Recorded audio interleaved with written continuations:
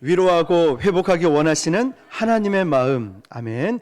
자, 위로하고 회복하기 원하시는 하나님의 마음이라는 제목으로 오늘 이사야서 강해 하나님 말씀 증거하도록 하겠습니다.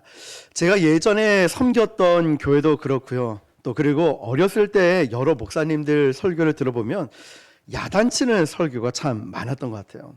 굉장히 얼굴이 막 상기가 된 표정으로 화를 내면서 설교했던 기억이 납니다. 물론 그 당시 상황들이 시대적 상황들이 권위주의 문화가 강했던 시절이기도 했고, 물론 그런 여러 가지 이유들이 있을 겁니다. 목사님들의 설교뿐만 아니라 또 대표 기도하시는 장로님들 설교를 봐도 굉장히 무서운 설교를 기도를 했던 기억들이 납니다. 야단치기도 하고 막 회개해야 된다. 그리고 무섭고 엄격한 말씀들이 많았던 기억들이 있습니다. 저는 20대 때부터 대학교 CCC에서 훈련을 받고 대표 순장을 맡으면서 제자 훈련을 받고 또 제자 훈련을 또 많이 이렇게 시키곤 했었습니다. 그런데 우리 훈련과 양육이 사람이 변화된다라고 믿었기 때문에 굉장히 열심히 해왔겠죠. 그런데 20여 년이 지난 제가 목회를 계속 해오면서 깨닫고 느끼는 게 뭐냐면은 사람은 결코 혼내거나 야단친다고 바뀌지 않는다는 사실이죠. 아무리 잘못이 눈에 보여도 그걸 야단치면서 막 몰아친다고 해서 그 사람이 변하지는 않는다는 거죠. 더 독해지고 더 반발심이 커져가는 뿐이었던 거죠. 배우자도 그렇고 자식도 그렇고 부하 직원도 마찬가지인 것 같습니다. 사람은 야단친다고 바뀌는 게 아니라 기도와 사랑으로 변합니다. 영적인 감동으로 바뀐다는 거죠. 그래서 이건 옳다 그르다 정의를 말하고 어떤 개혁을 말하기 이전에 우리는 제일 먼저 흘려보내야 될 것은 사랑을 흘려보내고 용서를 흘려보내야 된다는 거죠. 그 다음에 옳은 복음도 증거되고 정의와 또 이런 개혁이 이루어지는 것이죠. 사랑, 용서 말이죠. 돈이 많은 사람이든 돈이 적은 사람이든 또 배운 사람이든 못 배운 사람이든 우리 모두가 보면 가슴 속에 알지 못하는 자기만 알고 있는 그런 버거운 상처들을 안고 있습니다. 어떤 인간관계의 상처, 어떤 누군가에 대한 이 상처들, 말로 통해서 물질로, 건강을 통해서 아픔을 겪고 있는 사람들이 있습니다. 그래서 지난 시간 나누었듯이 머리로 이해하는 것이 아니라 어디로 이해를 해야 되죠? 가슴으로 이해를 해야 되는 거예요. 어떻게 저 사람이 이렇게 할 수 있지? 이런 말, 이런 행동을 할 수 있지? 자, 머리로는 이해가 안 되지만 가슴으로 이해하니까 이해가 되기 시작했다는 것이죠. 그래서 다른 사람을 보고 야, 네가 무슨 걱정이 있어? 라고 이야기를 해서 안 돼요. 저희 애도 막내 아들이 이제 4학년인가요? 맞겠죠? 맞을 거예요. 4학년 애가 야, 네가 무슨 걱정이 있어? 아빠라 걱정이 얼마나 많은데 고민 걱정이 많아요. 여자친구 전화번호 못 따가지고 걱정이 있고 어쨌든 이런 아이들도 고민과 걱정이 있어요. 우리 모두에게도. 자, 다들 남모르는 아픔과 상처가 있기 때문에 말이나 행동을 함부로 해서는 안 되겠죠. 그러고 보면 우리 모두가 위로가 필요한 것 같아요. 저도 위로가 필요하고 여러분도 위로가 필요하고 세상에 있는 많은 사람들도 참다운 위로가 필요한 것 같습니다. 그래서 하나님은 교회를 통해서 말씀을 통해서 하나님의 백성들을 그 상처를 치유하고 위로하고 회복하길 원하신다는 거예요. 저는 그래서 우리 교회가 그런 교회가 되길 바랍니다. 우리 교회에 어떤 상처받은 사람이 오더라도 와서 치유받고 회복하는 역사 말이죠. 아무리 진리를 선포해도 사랑으로 전하지 않으면 소용이 없어요. 저 사람 나한테 왜 그래? 오히려 화를 낼 수가 있죠. 또 과연 저 사람이 우리가 이해가 되지 않는 일을 말을 한다 할지라도 제일 먼저 생각해 봐야 될 건 뭐라 하기 이전에 내가 저 사람에게 사랑을 흘려보냈나? 용서를 흘려보냈나? 내가 정말 저 사람을 위로해 줬을까? 이걸 먼저 생각해 봐야 돼요. 뭐라 하기 전에 내가 사랑했는지, 그를 위로로 하고 그 마음을 가슴으로 이해하고 품어줬는가를 먼저 돌아볼 수 있어야 되죠. 그렇지 않고서는 우리가 남을 함부로 판단하고 야단치고 정죄하면 안 된다는 거죠. 오늘 본문 말씀을 보면 하나님의 백성을 위로하기 원하시는 아버지의 마음이 절절히 담겨져 있습니다. 이사야서는 신구약 성경의 압축판이라고도 하죠. 1장에서 39장은 구약을 말하고요. 40장에서 66장까지는 신약이라고 말을 합니다. 초반부이었던 이 구약에서 우리가 지난 시간까지 배웠던 말씀에서는 폐역한 이 이스라엘 백성들이 하나님의 심판을 선포하고 회개를 촉구하는 메시지가 지난 시간까지 있었습니다. 너희들의 죄악 때문에 너희들이 우상 숭배하고 하나님을 떠나 있고 말씀을 우습게 여기고 이런 것들 때문에 포로로 끌려가는 심판을 받게 되죠. 그리고 나서 40장 오늘 본문부터 보시면은 이제 신약 성경의 압축판이라고 하는 이 말씀에서는 회개한 이 백성들에게 주시는 위로의 메시지가 있습니다. 자, 오늘 본문인 이사야 40장은 그 위로의 서막이라고 할 수 있어요. 이제 위로가 시작되구나. 하나님께서는 내 백성을 뭐 하기 원하신다 했죠? 위로하기 원하신다는 거예요. 자, 1절을 같이 읽어볼게요. 시작. 너희 하나님이 이르시되 위로하라. 내 백성을 위로하라. 아멘. 여러분, 하나님은 무서운 분이 아니십니다. 하나님은 하나님의 백성을 위로하기 원하시는 분이세요. 저도 여러분도 우리 하나님이 위로하길 원하십니다. 당시 이스라엘 백성들은 나라를 잃고 타국 바벨론 포로로 끌려갔습니다. 그들은 자신들의 죄로 인해서 하나님의 징계를 받는 걸 알고 있어요. 그러니까 힘들지만 고통스럽지만 찍소리 못하고 하나님 눈치를 보면서 그냥 포로로 끌려간 노예 생활을 하고 있는 거예요. 그런데 하나님은 그 죄를 미워한 것이지 그 백성을 미워한 게 아니에요. 아직까지도 하나님은 그 이스라엘 백성을 뭐라고 할까요? 1절 보니까요. 내 백성이라고 하는 거예요. 우리가 관심 없고 정말 미우면은 내 백성이라고 안 하죠. 내 자식이라고 안 하겠죠. 그 죄는 밉지만 그 죄는 용서를 받아야 될 죄지만 중요한 것은 그래도 그럼에도 불구하고 너희는 내 백성이라고. 너희가 나를 떠나도 너희가 죄 가운데 있어도 나는 절대로 너를 포기하지 않는다는 하나님의 말씀이죠. 그러나 거룩한 하나님은 그 하나님을 거역하고 죄를 지은 이 백성들 죄 있는 상태에서 이들을 품을 수 없기 때문에 죄 문제를 해결하셔야 되는 거예요. 2절입니다. 시작. 너희는 예루살렘의 마음에 닿도록 말하며 그것에게 외치라. 그 노역의 때가 끝났고 그 죄악의 사함을 받았느니라. 그의 모든 죄로 말미암아 여호와의 손에서 벌을 배나 받았느니라 할지니라 하시니라. 아멘. 자, 죄악이 어떻게 사함을 받았냐면 죄라는 것은 죄값을 치러야 된다는 거죠. 시간이 간다고 해결되는 게 아니죠. 내가 기억을 못한다고 없어지는 게 아니죠. 노력한다고 죄가 없어지는 게 아닙니다. 누군가가 값을 치러야만 하는 것이에요. 그래서 이 벌을 받아야 된 이 죄값을 누군가가 치렀다는 거예요. 누가 치렀습니까? 그렇죠. 예수님이 십자가에서 저와 여러분의 온 인류의 모든 죄를 담당하셨습니다. 그래서 십자가의 보혈의 은혜로 죄 문제를 해결했기 때문에 우리가 저와 여러분이 하나님의 회복의 은혜 가운데 들어갈 수 있는 것입니다. 죄 문제를 해결하지 않고 하나님의 은혜를 그냥 줄 수가 없는 거예요. 그러면 하나님의 정의가 깨지죠.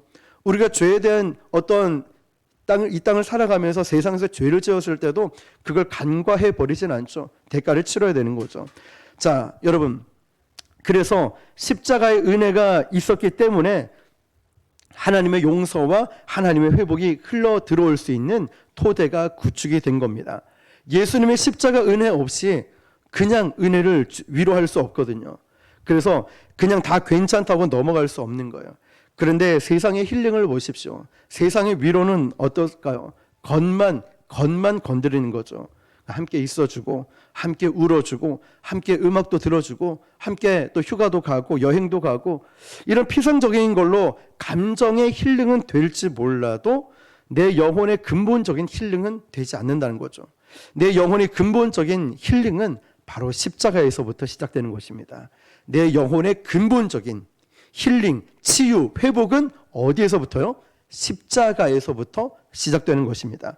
하나님의 힐링은요, 그냥 진통제 한번 놔주는 이 정도가 아니라 종양을 제거하는 정도죠. 예수님께서 십자가에서 우리 죄 문제를 해결하셨습니다. 우리가 믿음으로 그 십자가 보혈을 붙들 때 우리는 거기서부터 하나님의 위로가 흘러 내려오는 것이죠. 누구든지 십자가의 보혈을 경험하지 않고 힐링, 은혜, 위로를 경험할 수 없어요. 진정한 위로는 오직 십자가 보혈을 통해서 오는 줄로 믿습니다. 이게 시작이라는 거예요. 자, 하나님께서 그 위로의 메시지를 우리에게 주실 때 2절 말씀 보니까 너희는 예루살렘의 마음에 닿도록 말하며, 자, 예루살렘의 마음에 닿도록, 이게 다른 성경에 보니까 뭐라고 되어 있냐면 심장이 울리도록 말하라, 부드럽게 말하라, 이런 뜻인 거예요. 자, 마음에 닿도록 말한다는 것은 부드럽게 말한다, 이 뜻이에요. 자, 여러분, 아니 그냥 위로의 메시지만 전하면 됐지 마음에 닿도록 해라, 부드럽게 말하라, 이게 무슨 뜻일까요? 왜냐하면 무엇을 말하는가 이상으로 중요한 게 뭐냐면 어떻게 말하느냐입니다. 무엇을 말하느냐 이상으로 중요한 건 어떻게 말하느냐. 우리는 너무 그걸 신경 쓰지 않아요. 용건만 간단히 해. 아니죠. 용건도 부드럽게 얘기를 하는 거예요. 진리만 말하면 되지. 아니에요. 진리도 부드럽게 사랑으로 말해야 돼요. 예를 들어 제가 전도하러 갔는데 예수 안 믿으면 당신 지옥 갑니다. 이렇게 말하면 그 다음부터 전도하러 못 가겠죠. 사람들이 저를 어떻게 보겠습니까? 그렇게 전도하는 거 아니죠. 똑같은 옳은 복음이라도 내 표정, 내 말투, 내 행동, 따뜻한 예수님의 사랑을 살아내는 거죠. 살아내는 삶을 통하여서 사람들은 목사님을 보니까, 우리 교회 성도님을 보니까 예수님, 하나님은 살아계신 것 같아. 그 교회는 뭐가 달라도 다른 것 같아. 우리의 표정, 말투를 통해서 똑같은 진리, 똑같은 복음 말씀이지만 다르게 다가온다는 것이죠. 자, 그런데 우리는 너무 이 부분에서 신경 쓰지 못할 때가 있어요. 부드럽게 사랑으로 말하지 않아요. 진리라는 명분하에 사람에게 상처를 줄 때가 있습니다. 어떤 분은 옳은 말이다, 내가 말하는 거 옳아, 옳은 얘기를 하면서 자꾸만 상처를 주는 분들이 있다는 거죠. 그러니까 신약 성경에 보면요, 사랑 가운데 진리를 말하고 라는 말씀이 있어요. 사랑 가운데 진리를 말하고. 아무리 옳은 진리라고 해도 따뜻하게 사랑으로 말하지 않으면 상대의 마음에 들어갈 수가 없어요.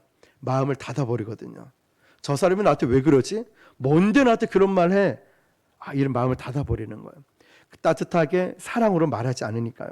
세상이 너무 각박해지고, 또 한국 사람, 특히 부산 사람, 저도 부산에 오래 살았지만 어디 가서 싸우는 줄 알고 보면 그냥 대화하고 있어요. 얘기하는 소리인데 정말 싸우는 것처럼 들려서 막 흥분해가지고 막 큰 소리 치는데 싸우는 줄 알아. 그런데 그냥 일반 대화 아닙니까? 자, 그래서 오죽하면 이런 속담이 변해가지고 옛날에 가는 말이 고와야 오는 말이 곱다가 가는 말이 거칠어야 오는 말이 곱다라는 이 변질된 속담이 있지 않습니까? 서로를 자꾸만 이렇게 힘들게 하는 거야. 그러니까 예수님을 믿고 나서도, 교회에 들어오고 나서도 성도들의 말이, 이 세속적인 이 언어가 순환이 되지 않는 경우들이 너무 많아요. 그러니까 성도들끼리 우리가 사역을 하다가도 조금만 이게 맞지 않을까 하면 너무 말을 싸납게 하는 경우들이 있죠. 우리 아버지들이 또 부모님들 뿐만 아니고 우리 또 아내와 남편, 자녀들에게 말할 때 보면 거의 폭언에 가까울 정도로 사납게 하는 분들이 있다는 거죠. 우리는 잘 모릅니다. 우리가 어떤 말을 하고 얼마나 말을 거치게 하는지. 그러고 나서 말을 하고 나서 뭐라고 얘기합니까?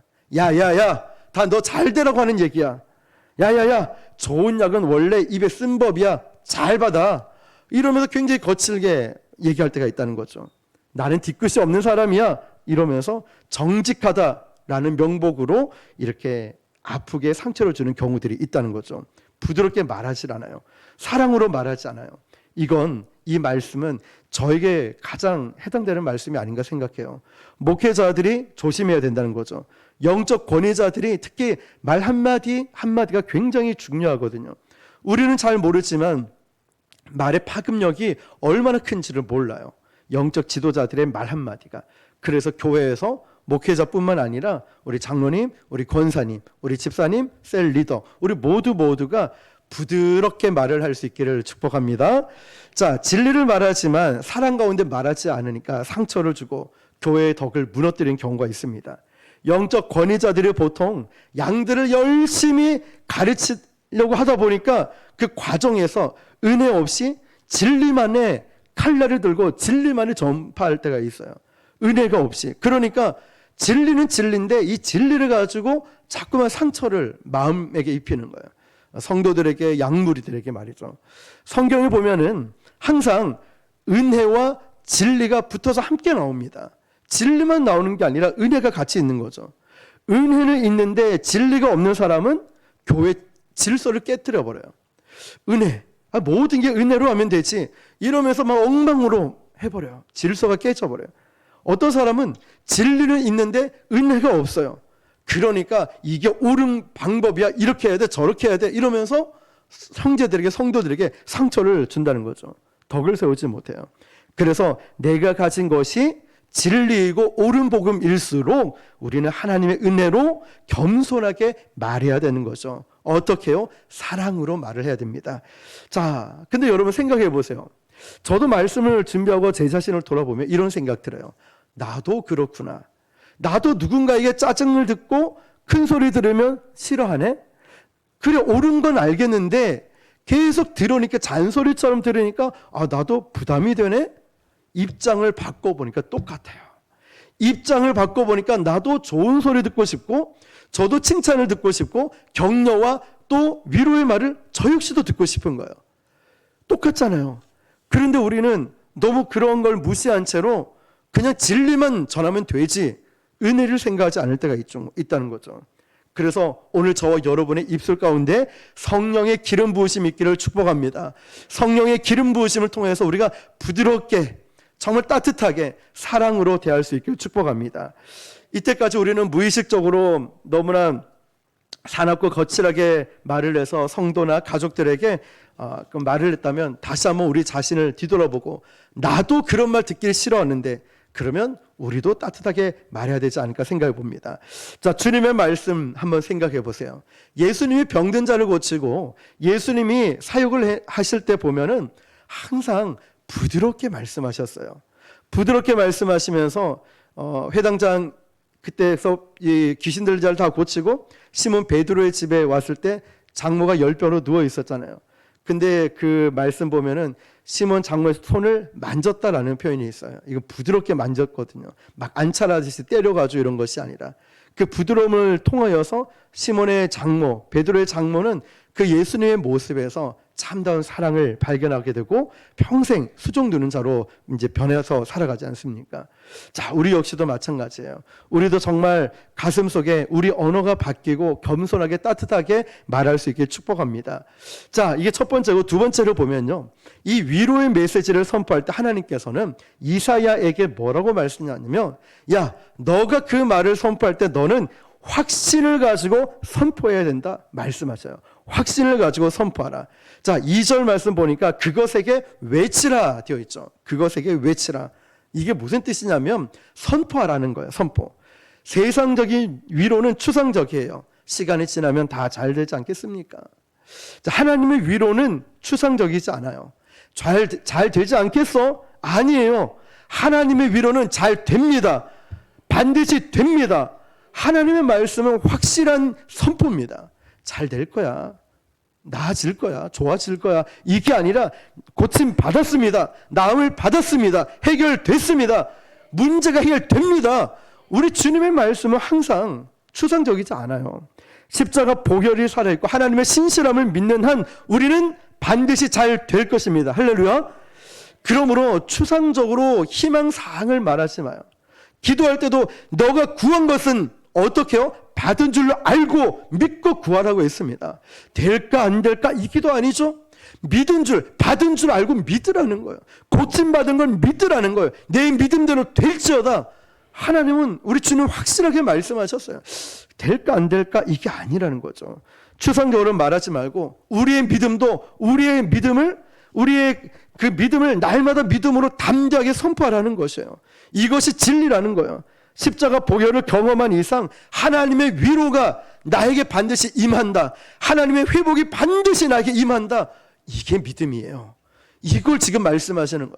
될까 안 될까가 아니라 이 믿음을 가지고 선포하라는 거예요. 어떻게 해요? 나는 고침받았다. 옆 사람에게 야, 너 걱정하지 마. 하나님이 고쳐주셨어. 걱정하지 마. 물질 회복될 거야. 믿음의 배우자 만날 거야. 너 걱정하지 마. 취업될 거야. 걱정하지 말라는 거야. 너 미래 두렵지? 걱정하지 마. 하나님이 책임져 주실 거야. 확실하게 선포하라는 거예요. 그래서 우리는 성경 곳곳에 보면은 하나님은 분명한 확신을 가지고 선포하면서 우리를 격려하셔요.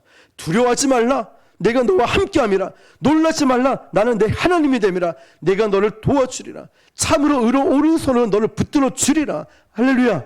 하나님은 이렇게 확실하게 말씀하셔요. 넌 보배롭고 존귀한 나의 자녀라고 하나님은 확실하게 말씀하셔요.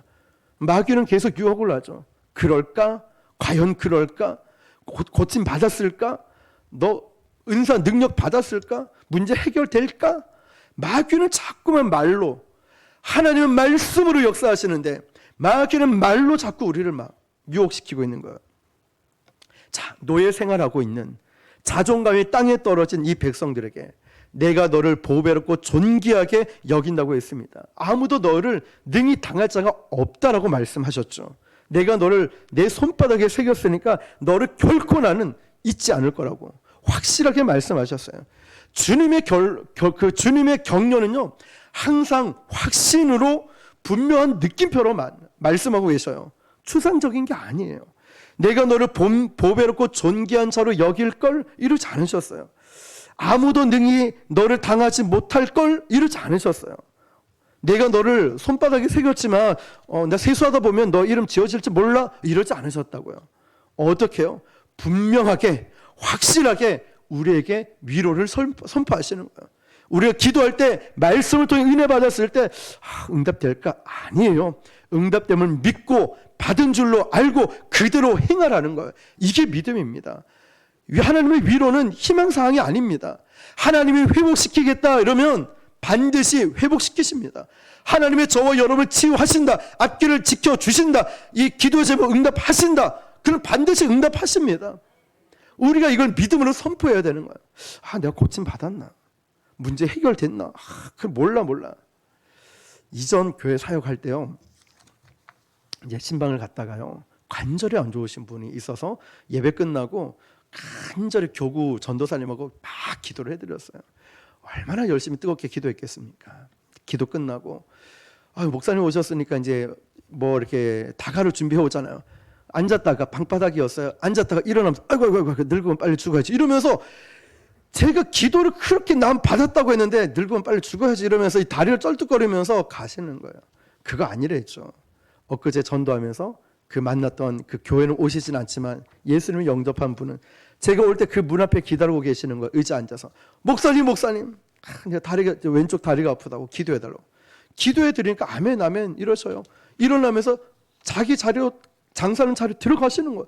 아니 어머니 다리 괜찮아요. 목사님이 기도해 줬으니까 다 나았지. 다 나았을 거다. 나는 믿는다. 이 믿음을 선포하는 거예요. 자, 여러분, 우리 주님이 우리에게 위로를 해주시겠다, 기도 응답을 주시겠다, 말씀해 주셨다, 이거는 물음표가 아닙니다. 느낌표입니다. 하나님 확실하게 여러분의 응답을 받았다, 기도하고 있다 그러면 믿음으로 선포하십시오. 나음을 받았다, 고침을 받았다, 문제 해결 받았다, 이걸 믿음으로 선포하는 거예요. 자녀들의 앞길도 믿음으로 선포하는 거예요. 왜냐? 내 입에 말한 대로 하나님이 시행을 하시니까. 아멘이십니까? 하나님이 우리 입술의 권세를 그 말 한 대로 역사하시는 거예요. 우리 모세오경 배우잖아요. 이 백성이 죽겠다, 못 살겠다, 그러니까 진짜 다 죽지 않습니까? 자, 입술의 권세가 얼마나 큽니까? 십자가 보혈의 은혜 가운데 있는 저와 여러분이 하나님의 축복의 통로라고 선포해 주시는 거예요.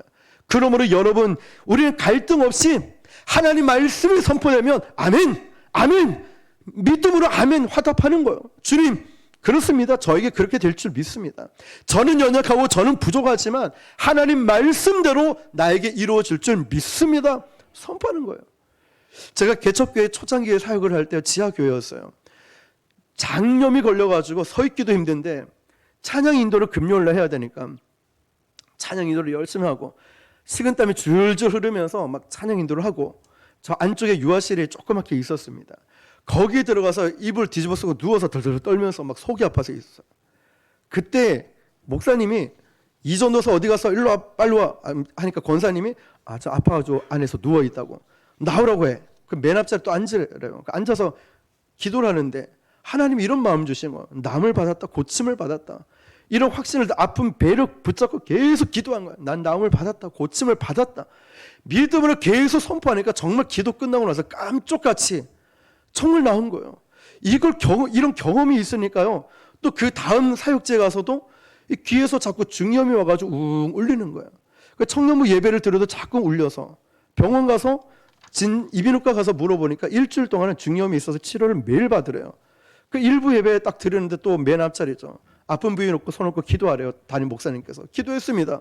주여 나음을 받은 줄 믿습니다. 이전에도 고쳐주신 하나님 저를 고쳐주시면 믿습니다. 이렇게 기도했어요. 기도 끝나고 나서 나음 받았을까 안 받았을까요? 안 받았어요. 고침 받을 줄 알고 했는데 계속 올리는 거예요.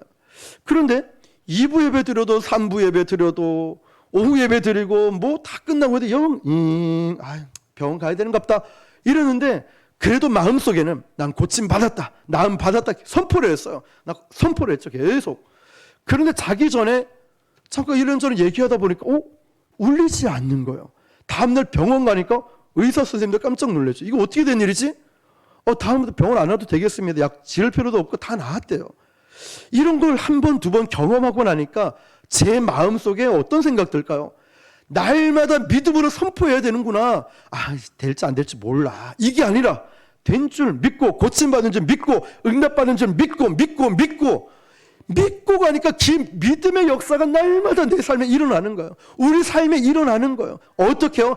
말씀이 선포될 때 말씀이 그대로 이루어지지 않습니까? 아멘이시죠? 하나님이 말씀하시면 반드시 그대로 이루어지는 거예요. 그럼 내가 할 일은 아멘 하고 순종하는 일, 이거밖에 없어요. 엘리야에게 하나님 말씀이 임하니까 그대로 이루어지죠. 여호수아에게 예언 통한 것이 그대로 열왕기상에 이루어지죠. 하나님 말씀은 그대로 우리에게 이루어지는 거예요. 내가 할 일은 뭡니까? 아멘하고 순종하는 것밖에 없어요. 그리고 날마다 선포하는 거예요. 난 나음 받았다, 고침 받았다, 문제 해결된다, 하나님이 책임져 주신다, 나는 복의 통로다, 나는 하나님께서 앞으로 뭘 하든지 형통케 하실 것이다. 믿음으로 날마다 선포하는 거예요. 그래서 우리가 할 일은 선포하는 것밖에 없어요. 위로받고 여러분 다시 일어날 수 있기를 축복합니다. 내가 이제 회복되었다는 것을 내 스스로가 선포해야 되는 거예요. 떨리는 무릎을 굳게 하고 일어서라는 거죠. 그리고 세 번째, 하나님은 우리에게 이 위로와 승리로 오시는데요. 여기서 보면 하나님이 오시는데 뭐라고 말씀하시냐면 오시는 길을 예비하라고 해요. 3절 시작. 외치는 자의 소리요.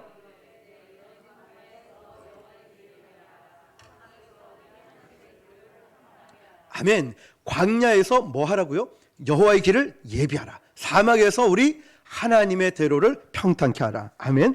자, 여러분, 옛날에 이 예언은 훗날 광야에서 예수님이 오시기 전에 예수님의 길을 예비했던 세례 요한을 통해서 이루어집니다. 자, 그런데 광야에서 주님의 길을 예비했다. 이게 중요한 말씀이에요. 그 당시에 하나님 말씀은 주로 성전이나 성전의 대제사장들 통해서 온다고 생각을 했어요. 자, 우리도 보통 이렇게 생각하죠. 강대상에서 말씀을 전하는 목사님을 통해서 하나님 말씀이 임할 거야. 교회에서 하나님 말씀이 임할 거야 라고 생각을 보편적으로 합니다. 이때도 마찬가지예요. 그런데 이 당시에 성전도 아니고 대제사장들을 통해서 아니라 광야의 세례 요한을 통해서 하나님 말씀이 임한 거예요. 광야에서만, 그렇죠? 그래서 이 백성들이 성전은 텅텅 비어있고 다 광야로 가서 세례 요한의 말을 들었어요. 여러분, 이게 굉장히 중요한데요. 우리가 생각하는 세상적인 화려한 통로가 있을 거예요. 하나님은 그런 곳에 잘 오시지 않아요. 또 우리가 뭔가 세상적으로 화려하고 잘 나갈 때 오시지 않아요. 잘 오시지 않아요. 언제 하나님을 깊이 만납니까? 광야에서. 우리 인생의 광야 같은 처지에 있을 때 하나님을 만나는 경우들이 많이 있다는 거죠. 야, 하나님이 오시려면 수천 명 되는 규모, 야, 이런 의리의리하게 멋진 영화관 같은 교회, 주차장도 잘 돼 있고 뷰도 좋고 뭐 이런데 이 정도는 돼야 하나님이 역사하시지. 야, 여기 오니까 막 음향시설도 보고 방송시설 좋고 하니까 성도도 많고 하니까 하나님이 뜨겁게 역사하실 거야. 이런 기대를 하고 있어요. 근데 여러분, 하나님이 오시는 길은 뜻밖의 통로를 타고 오셔요. 주님은 말구유를 통해서 오셨죠. 하나님의 은혜는 아무 기대할 수 없는 캄캄한 밤에 오신다는 거예요. 광야같이 볼품없는 사람들, 광야같이 볼품없는 저 같은 사람도, 광야같이 힘든 심령, 하나님 난 너무 아파요, 난 너무 외로워요, 난 너무 두려워요, 이런 심령, 상처가 너무 많아요, 이런 심령마저, 광야 같은 심령에게 하나님이 은혜를 부어주시는 거예요. 역사상 대부분 이 일이 있었던 시점을 보면은 다 광야 같은 상황이에요.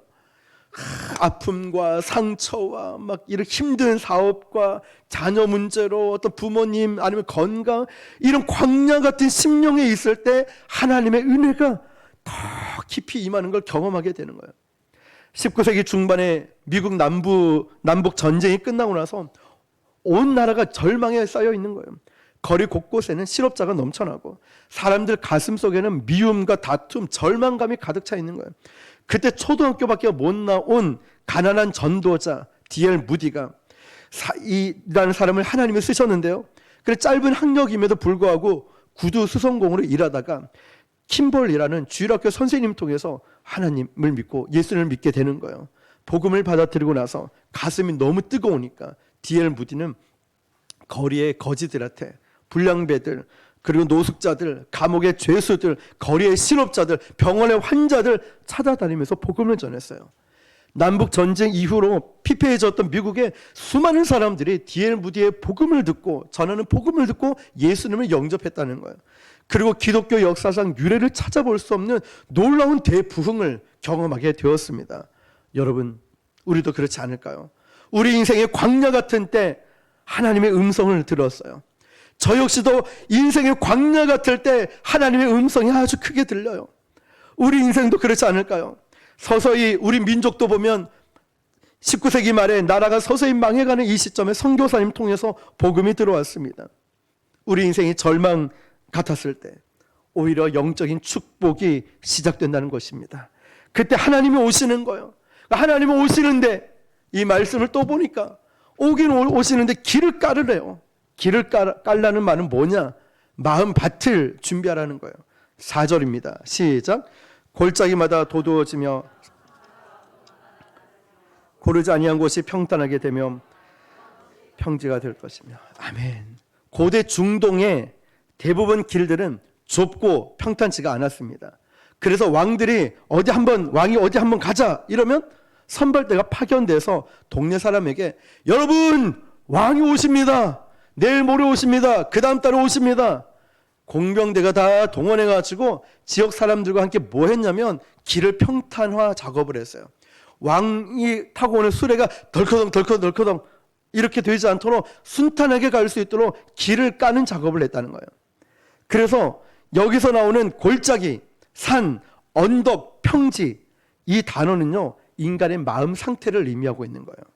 왜냐하면 주님은 우리의 마음의 길을 타고 오시거든요.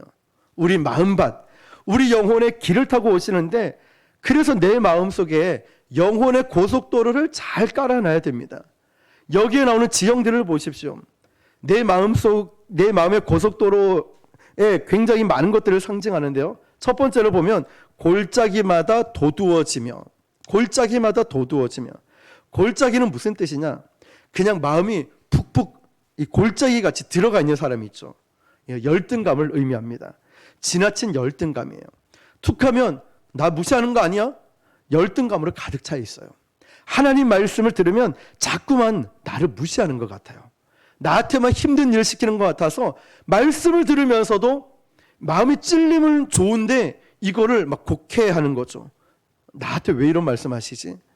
자, 약속의 땅을 정탐하고 돌아온 12명의 정탐꾼이 있죠. 그들의 스펙은 대단합니다. 그런데도 안악 자손들을 보고는 열등감에 사로잡혀 있는 거예요. 우리는 그들에 비하면 메뚜기와 같다. 그러니까 이 말이 순식간에 전염이 돼서 200만 명이나 되는 이스라엘 백성들이 전부 다 막 울었습니다. 애굽으로 돌아가는 게 낫겠슈. 애굽으로 돌아갈래유. 막 이러면서 전라도 사람인지 모르겠지만 나 또 돌아갈래유. 그냥 왜 여기까지 불러와가지고 우리 힘들게 해요. 막 이러면서 막 고통스러운 거예요. 그 열등감이 전염이 돼요. 그러니까 200만 명이나 되는 이 백성들이 모세를 막 죽이려고 그러고 왜 우리를 여기까지 데리고 왔슈 이러면서 막 이렇게 힘들어하는 거예요. 하나님의 말씀을 들으면 막 튕겨나가는 사람이 있죠. 예수님을 곡해하게 되어 있다는 거죠. 하나님께서 이 열등감을 메우기를 원하신다는 거예요. 우리는 아무것도 아니지만 우리 계신 주님이 강하신, 우리 주님이 나의 모든 것 되십니다. 이 고백 말이죠. 그래서 우리는 주님을 통해서 길이 멀어도, 우리 가야 할 사명자의 길, 십자가의 길이 좁고 험하고 멀어도 우리가 쓰러지지 않고 다시 일어서서 갈 수 있는 것은 바로 주님이 나와 함께 하시기 때문에, 아파도 힘들어도 이 자리를 지키는 것은 주님이 나와 함께 하심을 내가 믿기 때문에 가는 거예요. 그래서 여러분, 옆 사람 바라보고 신앙생활 하지 마시고, 그리고 문제 크기에 압도되지 마시고 주님 바라보시길 바랍니다. 우리 주님만 끝까지 바라보시면 나는 나대로 쓰시는 것이고, 하나님은 크기로 쓰시는 것이 아니라 하나님께 순종하는 그 믿음을 보고 쓰시는 것입니다. 그래서 어떤 불가능한 속에서라도, 이 코로나 시대에도 어려운 가운데서도 하나님은 저와 여러분을 사용하실 것입니다. 여러분, 그 다음에 열등감, 골짜기만 메워지는 게 아니죠. 4절 보니까 이렇게 나오죠. 산마다 언덕마다 낮아지며 고르지 아니한 곳이 평탄하게 되며 험한 곳이 평지가 될 것이요. 아멘. 골짜기가 열등감이라면 산과 언덕은 교만입니다. 아이고, 내가 누군데, 난 뭐 당신 같은 도움 필요 없어. 자아가 대단한 사람이죠. 그래서 이 사람들은 하나님의 말씀을 들을 때 참고서처럼 들어요. 참고할게요. 주님, 네, 알겠어요. 제가 참고할게요. 건성으로 들어요. 전적으로 의존하지 않아요. 하나님 말씀을. 그런데 이 교만을 깨뜨리는 유일한 방법이 한 가지 있습니다. 뭘까요? 고난이죠. 교만한 사람의 이 교만한 마음을 깨는 유일한 방법이 고난이에요. 또 갈등이죠. 도대체 내 능력으로 풀어낼 수가 없는 그런 고난에 딱 들어가게 되면 자연적으로 부서지게 돼 있어요. 이 고난 앞에 이 사람 저 사람 만나고 은행도 찾아가 보고 카드 빚도 뭐 여러 가지 다 해봤어요. 하나도 할 수가 없어요. 그때 할 수 없으니까 기도원 가기도 하고 금식기도 들어가고 철학기도 들어가죠. 그제서야 그때 깨지고 부서진다는 거죠. 고난의 과정은 쓰라립니다. 죽고 싶을 만큼 괴롭습니다. 사업이 망하거나 좌천당하거나 병에 걸리거나 믿었던 사람에게 배신을 당하고 오해를 받거나 이러면서 우리의 교만이 깨지고 또 깨지고 깨지고 또 깨지면서 비로소 고백하게 되죠. 주님밖에 없습니다. 하나님밖에 없습니다. 내가 주님을 떠나 어디로 가겠습니까? 육체적으로 고통이 있지만 그렇게 우리 영적으로는 그 고난의 시간이 축복의 시간이라는 거예요. 그것 때문에 주님께 나와왔으니까요. 교만이 깨져야 되는데 그 눈에 눈물이 고이고, 교만이 깨져야 은혜의 갈급한 심령이 돼요. 교만이 깨져야 하나님의 손을 건성건성 잡지 않아요. 이제는 하나님의 손을 어떻게 잡을까요? 두 손으로 간절히 잡게 되는 거예요. 그때부터 기적이 내 삶에 일어나는 거예요. 그때부터 하나님의 은혜가 내 안에 일어나기 시작하는 거예요. 수많은 사람들이 예수님을 만졌습니다. 그때 혈루병 걸렸던 이 여인 혼자 나음을 받았죠. 왜냐하면 다른 사람들은 다 교만했거든요. 그런데 혈루증 걸린 여인은 예수님밖에 없었어요. 혈루증 걸린 여인은 이게 돼야 기적이 일어나는 거예요. 이런 간절한 심정, 간절한 마음 말이죠. 예수님밖에 없습니다. 나에게는 예수님밖에 없습니다. 건성건성 잡는 손이 아니라 어떻게 잡아요? 간절하게 잡아요. 다른 사람들은 예수가 아니라도 괜찮아. 근데 이 여인은 예수님밖에 없었어요. 우리는 다른 것 의지하는 것이 많다 할지라도 저와 여러분에게도 예수님밖에 없는 인생 살아가시길 축복합니다. 주님, 나에게는 예수님밖에 없습니다. 하나님, 내 인생에도 예수님밖에 없어요. 나를 지켜주시는 분도 결국은 예수님밖에 없습니다.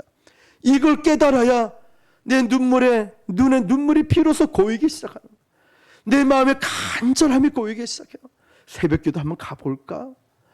4시 기도회도 한번 가볼까? 저녁에 아무도 없는데 나 혼자 기도 한번 해볼까? 점점 주님께로 가기 시작하는 거예요. 교만의 언덕이 깨지기 시작하는 거예요.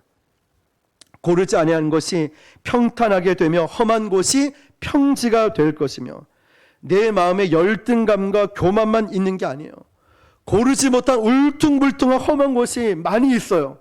이게 뭐냐면은 우리 마음속에 있는 냉소적인, 부정적인, 예민함, 질투심, 음란함, 욕심, 미움, 이런 것들이 울퉁불퉁한 마음밭에 자갈밭처럼 이게 울퉁불퉁 남아있는 거예요. 고르지 못해요. 좋은 밭이 되어 있지 않아요. 이 말씀은 지금 하나님이 그걸 다 뽑아내는 거예요. 야, 왜 이렇게 냉소적이요? 왜 이렇게 너 부정적이야? 너 왜 이렇게 예민해? 왜 이렇게 질투하고 그래? 왜 이렇게 욕심이 많고? 왜 이렇게 미워하는 사람이 이렇게 많아? 왜 이렇게 용서를 못하고 사랑을 못해? 하나님이 지금 우리 마음속에 있는 울퉁불퉁한 자갈밭과 같은 거를 다 뽑아내시고 평탄화시키면서 만들고 계시는 거예요.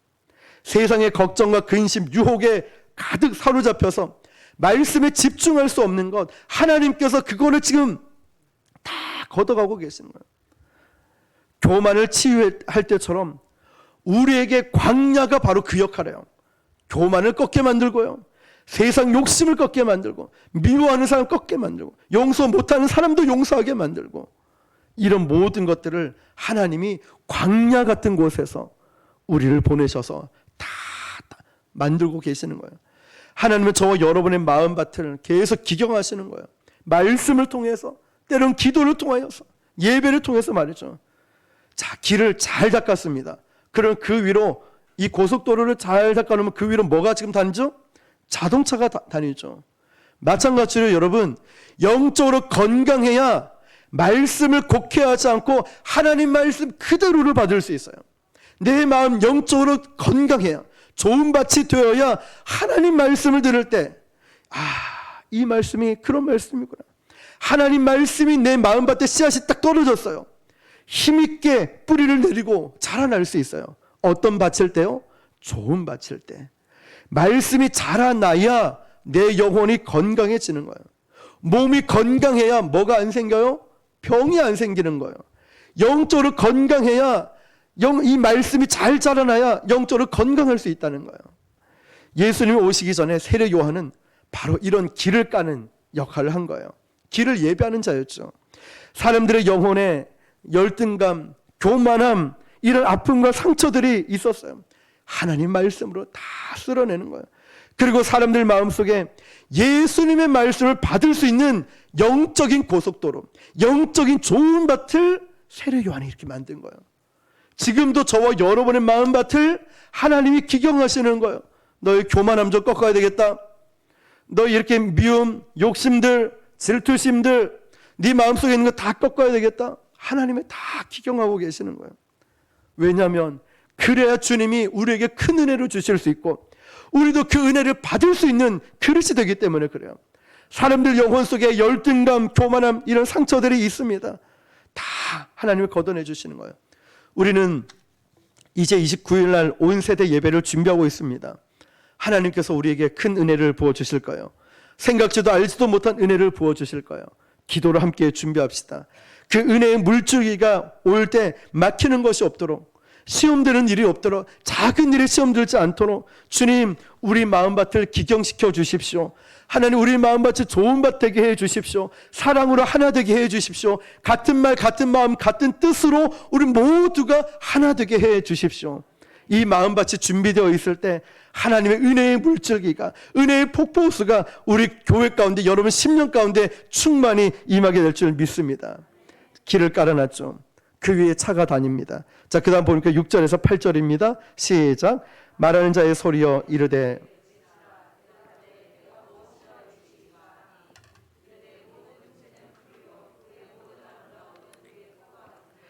푸른 마르고 꽃이 시들면 여호와의 기운이 그 위에 불미라.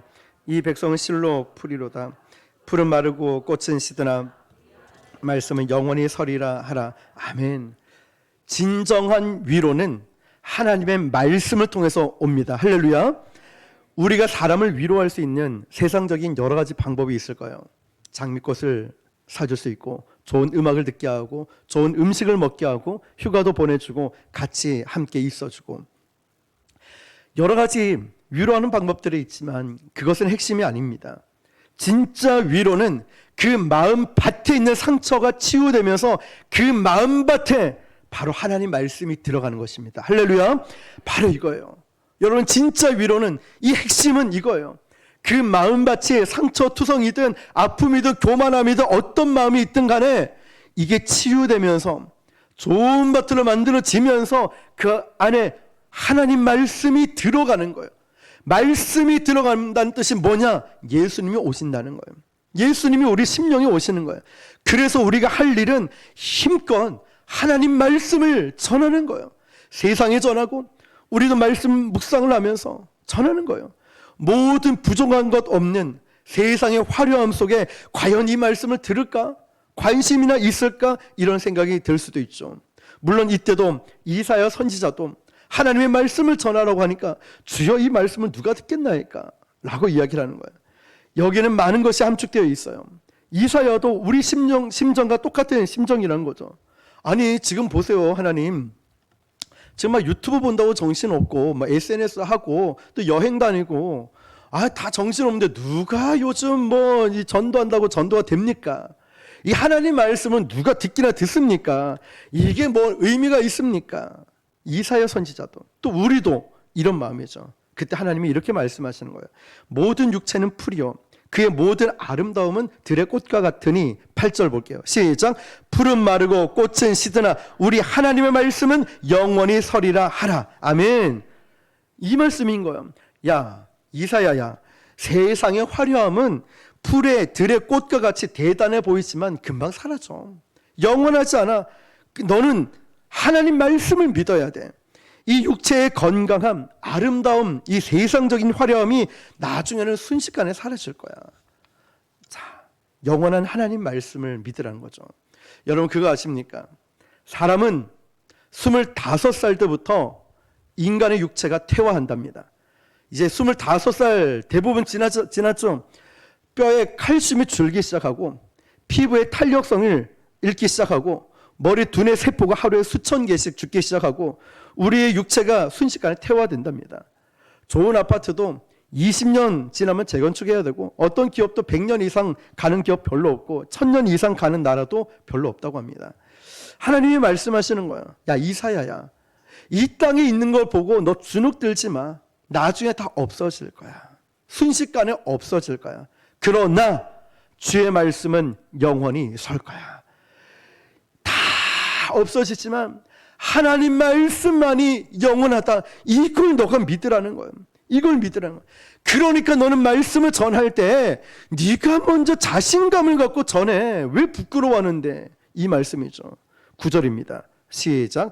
아름다운 소식을 시온에 전하는 자여 너는 높은 산에 오르라. 아름다운 소식을 예루살렘에 전하는 자여 너는 힘써 소리를 높이라. 두려워하지 말고 소리를 높여 유다의 성읍들에게 이르기를 너희의 하나님을 보라 하라. 아멘. 그러므로 우리는 전도할 때든 누군가에게 예수님을 전할 때도 죄 지은 사람처럼 기가 죽어서 이럴 필요 없다는 거예요. 당당하라는 거예요. 유다의 성읍들에게, 부산의 시민들에게, 저 직장인들에게, 저 사람들에게 복음을 부끄러워하지 말라는 거예요. 높은 산에 올라갔다. 이게 무슨 뜻일까요? 담대하게 전하라는 거죠. 담대하게. 왜냐하면 복음이 생명이기 때문에 이 사실을 믿으라는 거예요. 물건을 팔 때도 확신 없이 파는 사람 물건을 사고 싶지 않아요. 저와 여러분이 먼저 이 복음의 능력을 확신하고 믿어야 된다는 거죠. 세상의 그 어떤 뉴스보다 더 급한 뉴스, 더 중요한 것은 바로 이 복음이라는 사실이죠. 그 어떤 위로보다 강력한 위로가 바로 이 복음에 있습니다. 믿으십니까? 이걸 믿고 확신을 갖고 전하라는 거예요. 저는 신방을 가다 보면은 정말 마음 아픈 이런 참 사연을 가진, 기도 제목을 가진 분들을 보게 됩니다. 그래서 저는 인간적인 마음에 하나님, 저분의 직장도 제가 구해주고 싶고 배우자도 만나게 해주고 싶고 물질도 좀 채워주고 싶고 건강도 좀 치유해주고 싶고 갖고 있는 아픔 상처를 제가 다 좀 해결해주고 싶습니다. 근데 저에겐 능력이 없어요. 저는 제가 할 수 있는 게 아무것도 없어요. 이 마음이 너무너무 아플 때가 있어요. 왜냐? 그 성도가 힘들어할 때 너무너무 마음이 아파요. 저만 그런 고민이 있는 게 아니라 목회하시는 분들 보면 저와 똑같이 50년 60년 목회하고 은퇴하시는 목사님도 똑같이 내가 실력이 있고 능력이 있어서 저 사람을 고쳐주고 싶은데 나는 아무것도 할 수 없어서 그게 제일 마음 아프다. 그래서 늘 변함없이 기도를 한다. 이런 얘기를 해요. 그런데 여러분, 저 역시도 이런 모습을 보면서 깨닫는 게 뭘까요? 그렇게 이 많은 문제를 어떻게 제가 다 해결할 수 있겠습니까? 제가 해결하는 게 아니라 목회자로 제가 할 수 있는 최선의 길은 바로 하나님의 말씀을 원색적으로 그대로 전하는 겁니다. 왜일까요? 사랑을 담아서 부드럽게 확신을 가지고 힘을 다해서 전하는 겁니다. 왜 그렇게 전해야 될까요? 원색적인 복음을, 하나님 말씀을 왜 그대로 제가 전해야 될까요? 그 말씀이 여러분 심령에 임하면 그 말씀을 통해서 여러분에게 하나님이 위로를 주시기 때문에, 제가 그대로 말씀을 가감없이 증거하면 이 말씀이 여러분 심령에 역사하기 때문에 이것이 바로 세상에 줄 수 없는 위로라는 것이에요. 저는 제가 다 해결해야 될 걸 생각했어요. 제가 모든 거 다 해야지. 그런데 그게 아니라는 거예요. 하나님이 하실 일들, 하나님이 치유하시고 하나님이 위로하신다는 이 말씀이죠. 우리의 혼과 영과 골수를 쪼개 찔러 들어가는 하나님의 그 능력으로, 하나님의 지혜로, 하나님의 방법으로 하나님의 때에 저와 여러분을 위로하시고 치료하시고 회복하실 것입니다. 할렐루야. 그렇습니다, 여러분.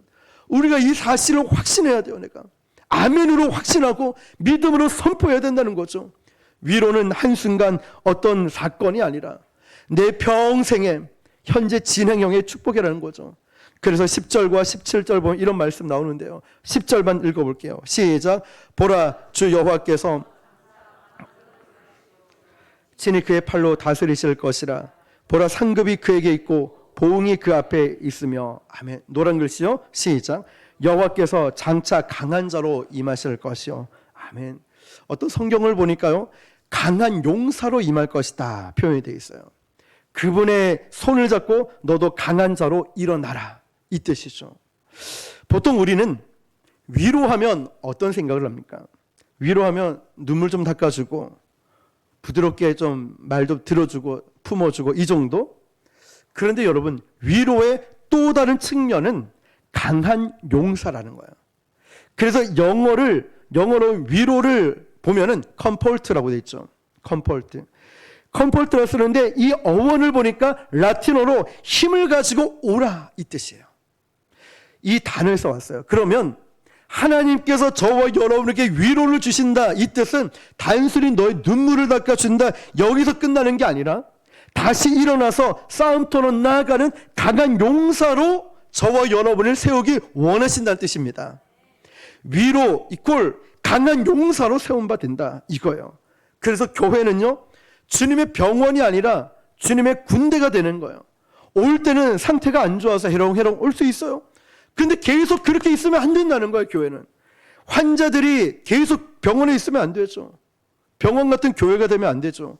상처를 받았으면 하나님 말씀으로 이제 치유를 받고, 하나님 말씀은 살았고 운동력이 있어서 치료를 받고 일어나서 이제 돌아가서 또 다른 환자를 돌보든 또 다른 사명을 감당하든 계속 주의 일들을 감당해 가야 한다는 거죠. 그래서 저와 여러분은 강한 용사입니다. 하나님이 그렇게 세우기를 원하셔요.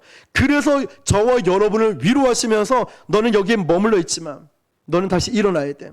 위로의 또 다른 테마는 강한 용사라는 거예요. 이제는 군대와 싸워 이겨내는 강한 용사예요. 자, 여러분, 하나님께서는 이처럼 저와 여러분이 위로하시면서 동시에 강한 용사로 세우길 원하십니다. 그래서 여기에 나오는 위로의 또 다른 테마는 영적 전쟁의 승리라는 거죠. 우리는 세상에서 단순히 그냥 그 문제 때문에 힘든 게 아니라 그 문제를 장악하고 있는 악한 마귀가 자꾸만 100배, 1000배 막 힘들게 만들어요. 마음 상하게 만들어요. 감정 상하게 만들어요. 못하게 만들어요. 우리를 막 압박을 해옵니다. 잘 생각해 보세요. 문제는 작은데 이걸 부풀리고 있는 마귀의 계략들. 잘 생각해 보세요. 여러분, 이거 별일 아니었는데 자꾸만 우리를 넘어뜨리는 그런 요소들이 자갈과 같이 마음속에 울퉁불퉁 막 깔려 있는 거예요. 좋은 밭이 되어야 되죠. 하나님 밭을 기경을 하는 거예요. 그래야 자동차가 다닐 수 있듯이 하나님 말씀이 임하는 거예요. 말씀을 곡해하지 않아요. 목사님, 나 들으라고 이런 말 하냐? 이런 말 안 해요.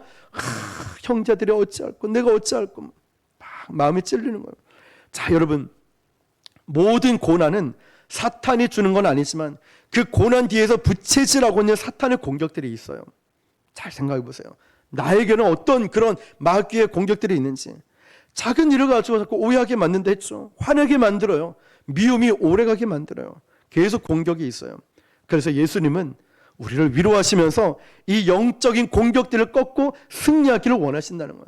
여러분이 용서 못하는 사람 용서하고 화를 내게 미움을 주는 사람을 다 걷어버리고 영적으로 병든 자로 계속 한 달, 두 달 머물러 있는 게 아니라 이제는 치유받고 일어나길 원하시는 거예요. 영적 갓난아기로 머무는 게 아니라 성장하길 원하신다는 거예요.